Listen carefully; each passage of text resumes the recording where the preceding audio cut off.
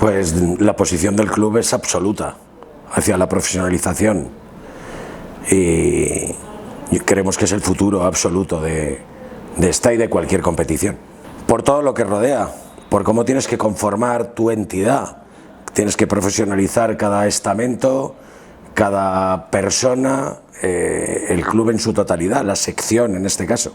No se entiende, no tiene sentido, es incomprensible. Lo que ocurrió el otro día, yo creo que solo pasa en este país, así que vamos a ver la evolución.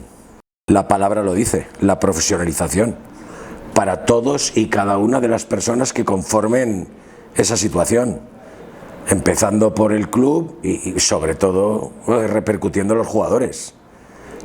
No comprendo cómo una asociación de jugadores no está de acuerdo en que sus jugadores estén en una liga profesional. Si el trabajo es profesional para el jugador, debería serlo para la competición.